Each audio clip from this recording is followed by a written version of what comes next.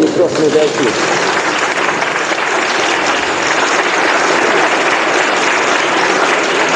Entonces, yo voy a introducir esto muy brevemente. Agradezco al Club de Intenciones Humanistas, agradezco a los representantes del campo de la cultura aquí presentes, agradezco a los editores de mis escritos, agradezco al cuerpo de traductores y a los numerosos amigos que me han invitado a disertar hoy aquí. Agradezco la asistencia de los medios informativos y, desde luego, agradezco la presencia de todos vosotros.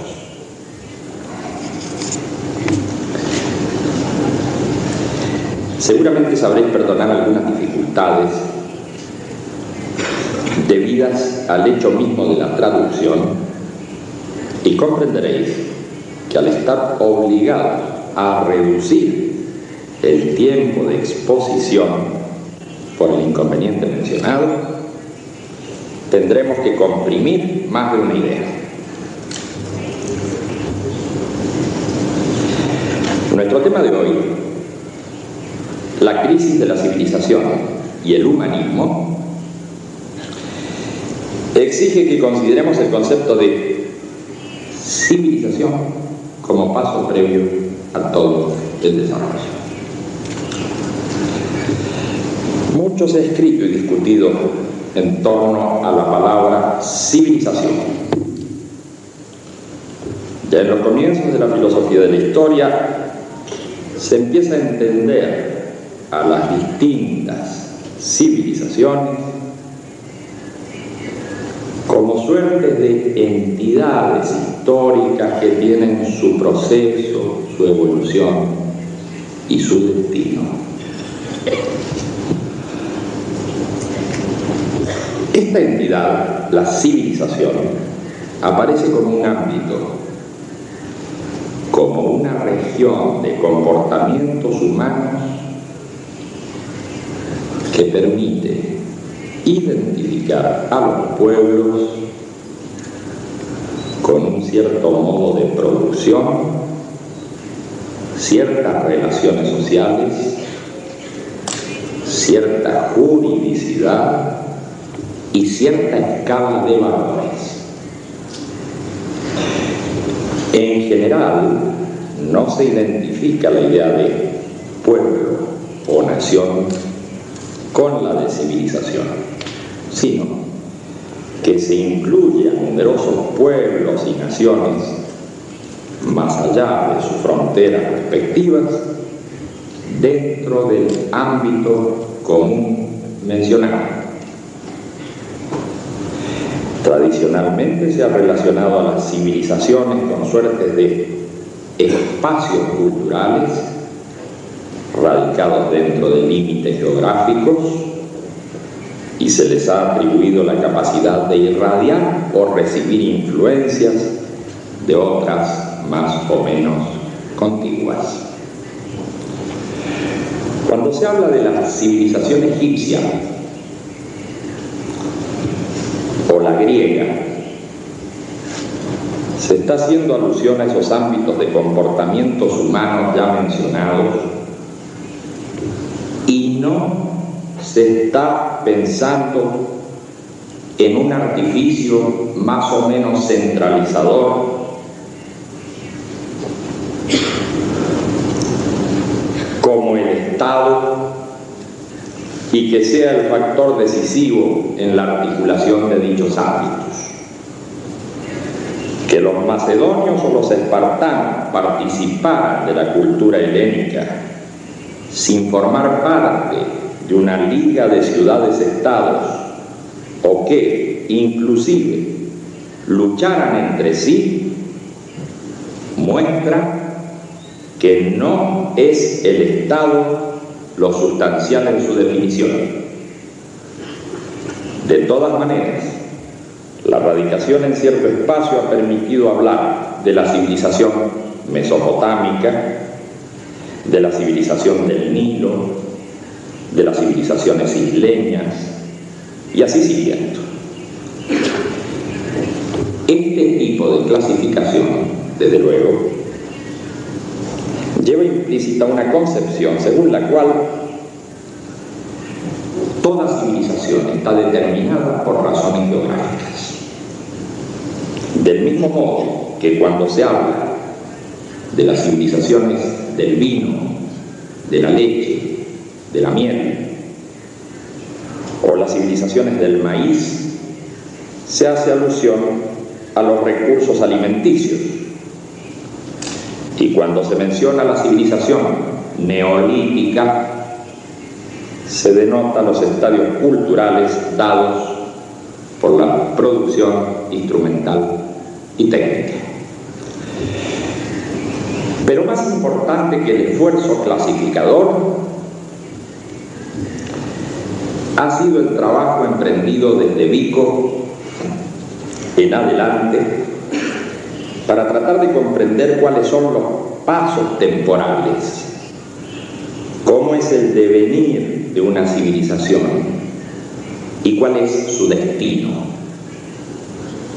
Desde ese corsi e ricorsi de los acontecimientos humanos que el genial napolitano trata de aprender, apoyándose en una idea general sobre la forma del desarrollo histórico, en un conjunto de axiomas y en un método filológico,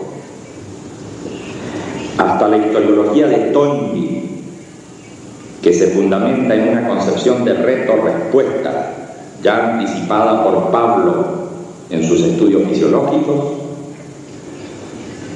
Ha corrido mucha tinta y se ha tratado de hacer ciencia con ideas más o menos confusas.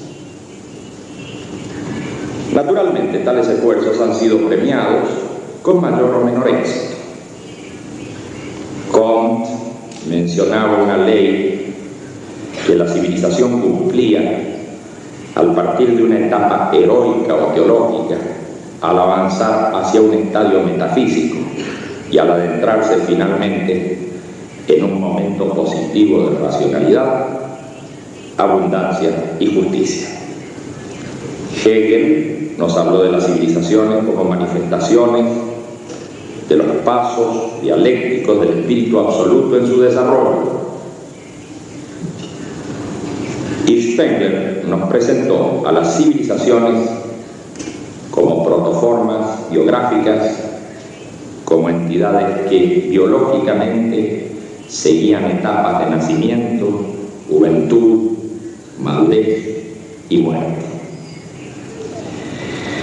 Se han realizado grandes trabajos para entender el funcionamiento y destino de las civilizaciones. Pero muchos de los investigadores y filósofos que acometieron estas tareas no han profundizado suficientemente en el hecho primario de reconocer que sus preguntas y respuestas surgieron desde el paisaje cultural, desde el momento histórico en que vivieron. Y si hoy se quisiera encontrar una nueva respuesta al tema de la civilización, ya no se podría eludir la dificultad o facilidad del paisaje cultural en que nos hemos formado y del momento histórico en el que nos toca vivir.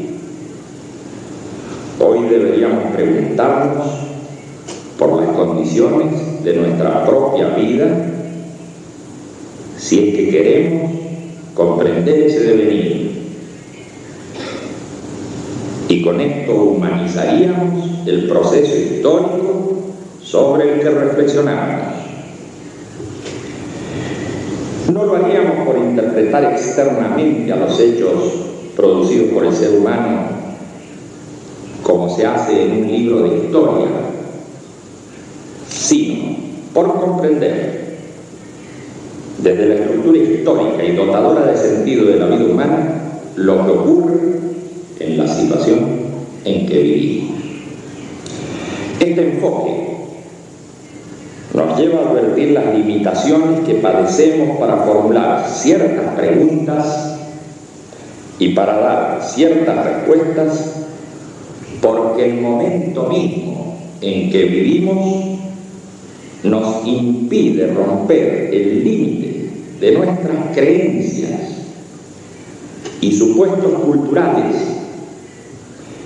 y es precisamente la ruptura de nuestras creencias, la aparición de hechos que considerábamos imposibles, aquello que nos permitirá avanzar en un nuevo momento de la civilización.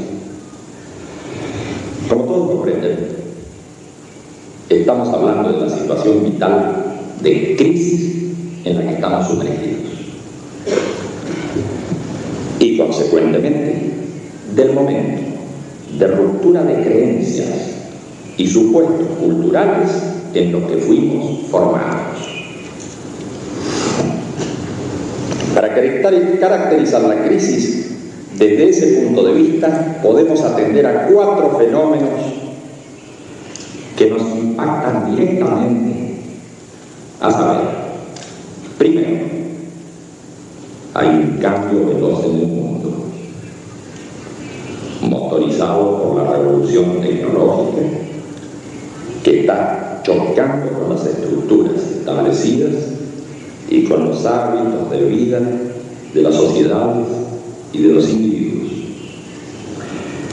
Segundo, ese desfasaje entre la aceleración tecnológica y la lentitud de adaptación social al cambio está generando crisis progresivas en todos los campos, y no hay por qué suponer que van a detenerse, sino inversamente tenderán a incrementarse. 3. Lo inesperado de los acontecimientos impide prever qué dirección tomarán los hechos, las personas que nos rodean y, en definitiva, nuestra propia vida. En realidad, no es el cambio mismo lo que nos preocupa, sino la imprevisión emergente de tal cambio. Y 4, muchas de las cosas que pensábamos y creíamos ya no nos sirven, pero tampoco están a la vista soluciones que provengan de una sociedad, unas instituciones y unos individuos que padecen el mismo mal. Por una parte necesitamos referencias, pero por otra, las referencias tradicionales nos resultan asfixiantes y obsoletas. A mi ver, es aquí, en esta zona del planeta, más que en cualquier otra, donde se está produciendo la aceleración más formidable de las condiciones del cambio histórico.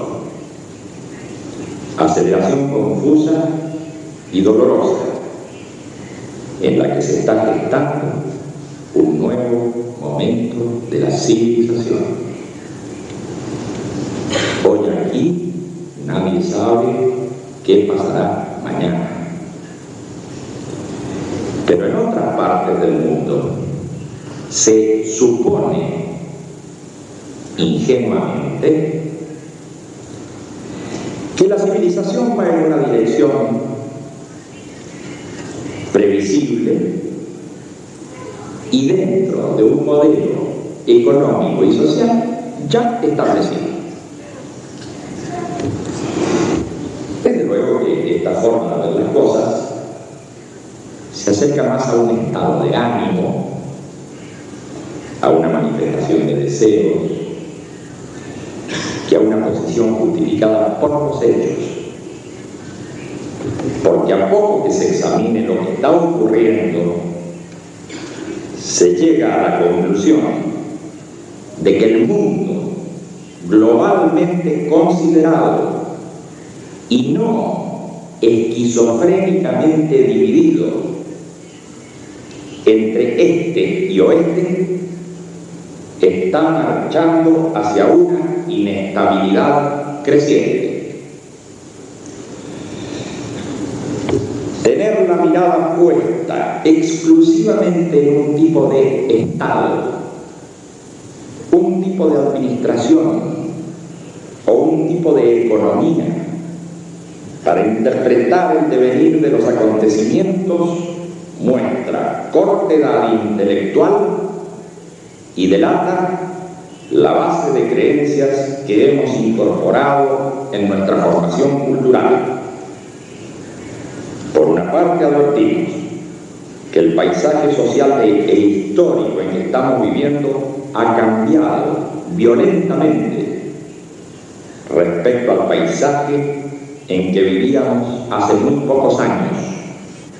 Y, por otra parte, los instrumentos de análisis que utilizamos todavía para interpretar esas situaciones nuevas pertenecen al viejo paisaje. Pero las dificultades son mayores aún, porque también contamos con una sensibilidad que se formó en nuestra época, y esta sensibilidad no cambia al ritmo de los acontecimientos. Seguramente por esto, en todas partes del mundo se está produciendo un alejamiento entre quienes detentan el poder económico, político y artístico y las nuevas generaciones que sienten de un modo distinto a la función con que deben cumplir las instituciones y los líderes. Creo que es el momento de decir algo que resultará escandaloso para la sensibilidad antigua, a saber, a las nuevas generaciones no les interesa como tema central el modelo económico o social que discuten todos los días los formadores de opinión, sino que esperan que las instituciones y los líderes no sean una carga más que se agregue a este mundo complicado. Por un lado, esperan una nueva alternativa, porque los modelos existentes les parecen agotados, y por otra, no están dispuestas a seguir planteamientos y liderazgos que no coincidan con su sensibilidad. Esto, para muchos, es considerado como una irresponsabilidad de los más jóvenes. Pero yo no estoy hablando de responsabilidades, sino de un tipo de sensibilidad que debe ser tenido seriamente en cuenta. Y este no es un problema que se solucione con sondeos de opinión o con encuestas para saber de qué nueva manera se puede manipular a la sociedad. Este es un problema de apreciación global sobre el significado del ser humano concreto que hasta ahora ha sido convocado en teoría y traicionado en la práctica. A lo comentado anteriormente, se responderá que en esta crisis los pueblos quieren soluciones concretas, pero afirmo que una cosa es una solución concreta y otra cosa muy diferente es prometer soluciones concretas. Lo concreto es que ya no se cree en las promesas. Y esto es mucho más importante como realidad psicosocial que el hecho de presentar soluciones que la gente intuye no serán cumplidas en la práctica. La crisis de credibilidad es también peligrosa porque nos arroja indefensos en brazos de la demagogia y del carisma inmediatista de cualquier líder de ocasión que exalte sentimientos profundos. Pero esto, aunque yo lo repita muchas veces, es difícil de admitir, porque cuenta con el impedimento puesto por nuestro paisaje de formación, en el que todavía se confunde a los hechos con las palabras que mencionan a los hechos. Aquí estamos llegando a un punto en el que salta a la vista la necesidad de preguntarnos de una vez por todas si es adecuada la mirada que hemos estado usando para entender estos problemas. Lo que comento no es algo tan extraño, porque desde hace unos años los científicos de otros campos dejaron de creer que observaban la realidad misma y se preocuparon por entender cómo interfería su propia observación en el fenómeno estudiado. Esto, dicho con nuestras propias palabras, significa que el observador introduce elementos de su propio paisaje que no existen en el fenómeno estudiado y que incluso la mirada que se lanza hacia un campo de estudio ya está dirigida a cierta región de ese ámbito y podría ocurrir que estuviéramos atendiendo a cuestiones que no son importantes. Este asunto se hace mucho más grave a la hora de justificar posturas políticas, diciendo siempre que todo se hace teniendo en cuenta al ser humano, cuando resulta que esto es falso, porque no se parte de tenerlo en cuenta a él, sino a otros factores que colocan a las personas en situación accesoria. De ninguna manera se piensa que únicamente comprendiendo la estructura de la vida humana se puede dar razón cabal de los acontecimientos y del destino de la civilización. Y esto nos lleva a comprender que el tema de la vida humana está declamado y no es realmente tenido en cuenta, porque se supone que la vida de las personas no es agente productor de acontecimientos, sino paciente de fuerzas macroeconómicas, étnicas, religiosas o geográficas, porque se supone que a los pueblos hay que demandarles objetivamente trabajo y disciplina social y subjetivamente credulidad y obediencia.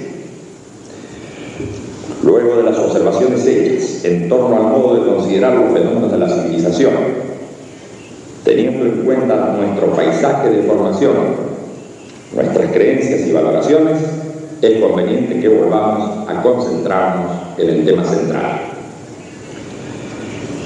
Nuestra situación actual de crisis no está referida a civilizaciones separadas, como podía ocurrir en otros tiempos, en los que esas unidades podían interactuar, ignorando o regulando factores. En el proceso de mundialización creciente que estamos sufriendo, debemos interpretar los hechos actuando en dinámica global y estructural. Sin embargo, vemos que todo se desestructura,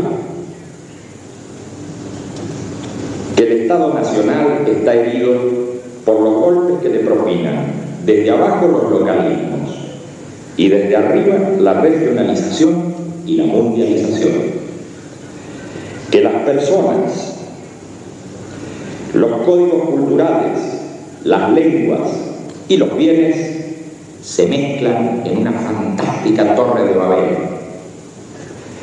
Que las empresas centralizadas sufren la crisis de una flexibilización que no alcanzan a implementar. Que las generaciones se abisman entre sí, como si en un mismo momento y lugar existieran subculturas separadas en su pasado y en sus proyectos a futuro. Que los miembros de la familia, que los compañeros de trabajo, que las organizaciones políticas, laborales y sociales experimentan la acción de fuerzas centrífugas desintegradoras, que las ideologías tomadas por este torbellino no pueden dar respuesta ni pueden inspirar la acción coherente de los conjuntos humanos, que la antigua solidaridad desaparece en un tejido social cada vez más disuelto y que por último el individuo de hoy, que cuenta con mayor número de personas en su paisaje cotidiano y con más medios de comunicación que nunca, se encuentra aislado e incomunicado. Todo lo mencionado muestra que aún esos hechos desestructurados y paradojales responden al mismo proceso que es global y es estructural. Y si las antiguas ideologías no pueden dar respuesta a estos fenómenos, es porque ellas forman parte del mundo que se va.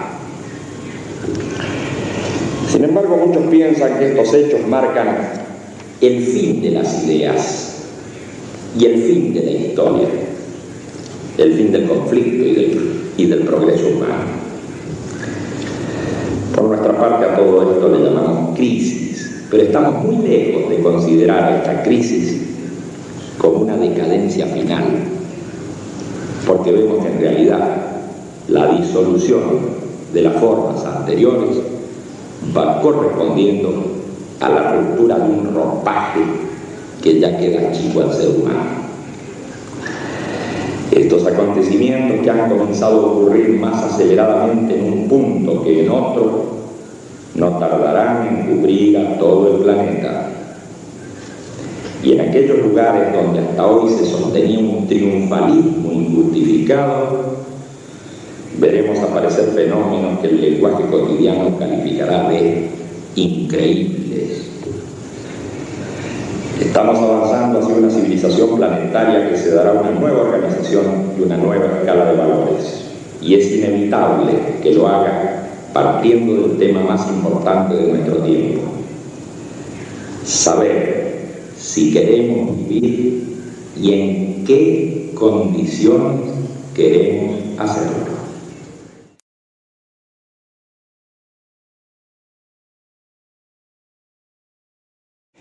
Debo destacar además que el humanismo extrae su explicación del mundo, de los valores, de la sociedad, de la política, del arte y de la historia, básicamente de su concepción del ser humano. Para el humanismo contemporáneo no se puede partir de teorías sobre la materia, sobre el espíritu o sobre Dios, sino que es menester partir de la estructura de la vida humana, de su libertad y su intención, y lógicamente ningún determinismo o naturalismo puede convertirse en humanismo, porque su supuesto inicial hace accesorio al ser humano. El humanismo de hoy define al ser humano como aquel ser histórico cuyo modo de acción social transforma a su propia naturaleza. Encontramos aquí los elementos que, desarrollados debidamente, pueden justificar una teoría y una práctica que dé respuesta a la emergencia contemporánea. Extendernos en consideraciones sobre la definición dada nos llevaría demasiado lejos y no contamos con tiempo suficiente para hacerlo. No escapa nadie que la rápida descripción que hemos hecho de la civilización y de la crisis actual parten de tener en cuenta la estructura de la existencia humana que tal descripción es justamente la del humanismo contemporáneo en su aplicación a un tema dado.